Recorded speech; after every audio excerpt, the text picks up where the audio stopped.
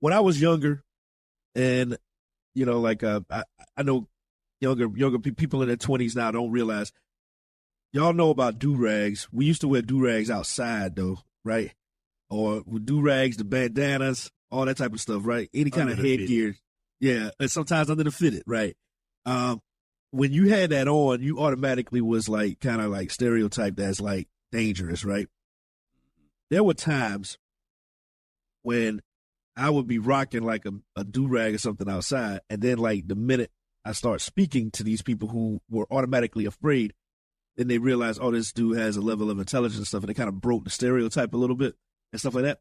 And then I also noticed that if I was with like my mother or cousin or a girlfriend or something like that, and I walked into like an elevator or something, and I mean, I'm sure y'all experienced this where, you know, certain women would like go to the other side, try to avoid you, grasp onto their purse and stuff, right? That didn't happen when a woman was with me, right? What they didn't realize is that I'm actually more dangerous right now because I'm protecting this person that's with me. Yeah. You know what I'm saying? So I want to ask if you guys, like, how much did you guys experience that type of behavior from people coming up just based off of how you potentially looked, like they thought that, like, oh, this person is living up to the stereotypes like what we were just speaking about earlier?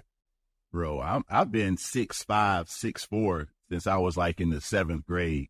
So a skinny dude, you know, mustache barely coming in, just this tall and, you know, working weekends and stuff, growing up on the beach or whatnot, and just being followed around the store. Like I'm not capable of coming in here purchasing something. Now, and like you said, just because, again, we grew up in an era where we emulated and did what we, you know, saw on television and whatnot. So, yes, I was dressed in a hip-hop fashion or whatnot. But when I got paid, I was excited to go purchase something that I wanted with my money to only be followed around the store.